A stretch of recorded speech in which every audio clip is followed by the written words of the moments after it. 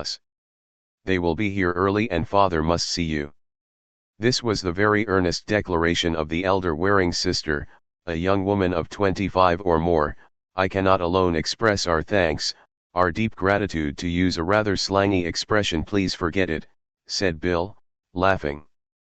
Lucy, supported by another older sister, could only thank the boys with her pretty eyes. She did make so bold as to hold the hand of poor Gus until he turned a fiery red. Blushing herself, even through her pallor, she still persisted in trying to show her appreciation and admiration. Bill had to grab and pull his stammering chum away. The run back in the _Stella_ was made in rapid time to her owner's slip. And there, the morning light just beginning to show in the eastern sky, the boys found an odd-looking fellow busily getting ready to cast off a fishing skiff. He was one Pepperman, commonly called Swamp for short. He was something of a crony of Dan's, and the boys had seen him before. As they headed in, they made out the identity of Swamp. Gus suddenly had one of his ideas. He conveyed it to Bill in few words: "We'll get Swamp to go to those Malatestas and tell them he can steal them a boat. Then we'll get Tony away if he's still there. You talk to Swamp." "Hello, Mr. Pepperman. Going fishing?" began Bill, as they made fast and lowered sail. "Yes." "Expect to catch much?" "No." "Well, I know something that will bring you in 2 hours more money than in 3 weeks of the best fishing you ever had." Swamp wanted to know how such a thing could be done. Said Bill, "Dead easy. You take a walk right away down through the pines toward the point. Know how to whistle a tune?" "Sure." "Well then, come over all the tunes you know. Let on you're hunting for special fish bait or something. Sheer off toward the big pine and keep through toward the ocean. You'll meet somebody likely. Don't get curious, but talk fishing and boats. Tell them you take folks fishing and that you have a dandy boat already, a fast one. They'll probably want to see her. Tell them you keep her up here, but if they'll hang offshore at the point, you'll sail her around there. Then, when they leave for the point and you're sure of it, you come up the Bayside Road and tell us. We'll be waiting. How much is there in it?" $25, Mr. Pepperman, if your errand turns out successfully." "Is that enough?" "I reckon hit air," remarked the sententious Swamp. "When do I get the money?" "Any time today," said Gus, and without another word the lanky fellow, laying aside his tackle and bait of crab meat, was off into the woods. Hardly an hour passed before Gus remarked to tired and sleepy Bill, "Somebody's coming. I'll bet it's Swamp." It was, and he reported the exact carrying out of the plan. Two men, young fellows, one very dark-skinned, the other light, and both carrying guns, had started to the point to wait for him. The other man there had been three along the wood road had headed up into the nearer woods along the ocean side. "You go back and wait for Dan," said Gus to Bill. "I'm going to make one more try for Tony." Chapter 29 At the crack o' day. "Tony." There was no reply. Gus called again, more sharply, but still fearful of being heard. Silence. There could be no delay in action. With his nerves still a-tingle, the boy seized a stout bit of wood, evidently cut for the fireplace, inserted it between the window bars, bore down, and with a low squeak of protest the nails came out. Another pry, with the sill for a fulcrum, and there was a hole big enough for a body to get through. The bit of wood now acted as a step, and in a moment Gus was inside the cabin. At the extreme end, lying against the logs, lay a figure. Gus instantly stooped to shake it. Tony waked up with a cry of alarm. Don't yell, Tony, it's Gus. Get up and come quick." Nothing more was required of Tony. He was instantly awake and in action. Not another word passed between the boys, but was that cry heard by the kidnappers. The rescuer wondered, and with reason. They must be off instantly. To the window. As Tony drew near it, pulling Gus by the hand across the dark room, he paused. Outside there was the faint sound of a step. Tony uttered a faint sh, and grabbed Gus by the arm. It was the elder Malatesta. "Ah. So. You make get away. I fix that." The next instant the muzzle of a rifle was poked through the broken place, poked well through, and possibly the shrewd defier of law and order never made a greater mistake, which he recognized when he felt the muzzle seized and bent aside. He pulled the trigger, but the bullet buried itself harmlessly in the wall of the cabin. Malatesta attempted to jerk the gun away, but Gus, fortified by the leverage against the sill and the window bars, held on, his own weapon crashing to the floor. How Tony managed to dive through that hole as he did, landing squarely on his enemy, neither he nor Gus ever could figure out, but when Gus found the weapon free in his hands, picked up his own gun and followed Tony, he found the insensible miscreant, who had received a sufficient smash in the jaw from Tony's heel. "We must fly, my dear friend Gus," said Tony, "for now they will come, those other two." "We will stay right here and give them a pleasant reception," said Gus. "I will watch on the path, Tony. You take this gun. But first get a rope, quick. Tie that chap's arms behind him and search him for automatics, or anything." It was but the work of a few minutes. Malatesta seemed to hesitate about coming to his senses.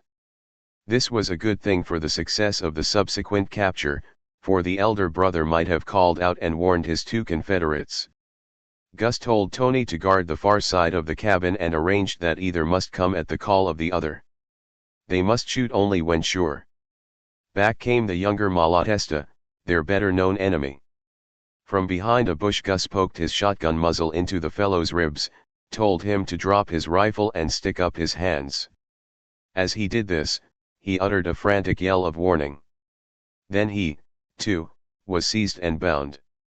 They waited long and eagerly for the American accomplice. Would he sneak through the woods and try to surprise them? To guard against this, Gus left Tony with the two prisoners, thus reversing the conditions under which he had lately been held. There was no glee, no revengeful spirit shown by the fine-minded Italian youth, but a keen sense of satisfaction and determination glowed in his eyes. Gus scoured the woods, hoping to find the accomplice, who would not recognize him as an enemy. But the fellow was gone. It was an easy thing for him to hide there, but not so easy to get away altogether, past the cordon of police now swarming over the peninsula. But he did get away, for he was never heard of again. Chapter 30 More messages.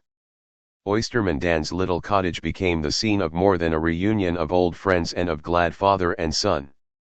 The news reporters also came, and, somewhat to his disgust, old Dan had to submit to his picture being took, along with the banker, Bill, Gus, Tony, and some of the insistent police and detectives who are often too eager for notoriety. The Malatesta brothers, too, were not forgotten. Before they were taken off to a well-deserved imprisonment, they were pictured and thus indelibly branded. Later they were returned to their native country. All this business having been accomplished and Oysterman Dan rewarded utterly beyond his imagination, Mr. Sabast took command with a lavish hand, and the return of the four principals, by yacht and motor car, became a gala affair. Bill and Gus refused beyond parley to accept the reward Mr. Sabast had offered. What the boys had done was in friendship only. Expenses. The banker had the say as to that. Tony, in spite of his long imprisonment, was speedily restored to his happy, kindly state of mind. A long, roundabout trip took them all back to the Marshallton Tech where the late unfortunate could again outfit himself from an ample wardrobe, while Bill and Gus restored, with the janitor's knowledge, the radio transmitting set and the portable receiver. A new receiving set was to be completed soon and set up for Oysterman Dan. The Farrells were visited. Tony went to the room he had occupied, but he could not remember a thing that had occurred there in connection with his mysterious disappearance. The farmer's wife and daughter set them all down to a good, old-fashioned American dinner that the Sabastes laughingly declared did not need spaghetti to make it perfect. Then, at the school again, the banker requested the use once more of the radio transmitter. Bill sat, listening in. Gus and Tony stood in the doorway, talking of school days. "This is Angelo Sabast speaking. I wish especially to convey a message to my old friend Guglielmo Marconi, on his yacht, the _Elettra_. Then followed many words in Italian, interspersed only here and there with an American proper name. At the end of the message there was the usual pause. The banker took up the phones, Gus and Tony rushed to others.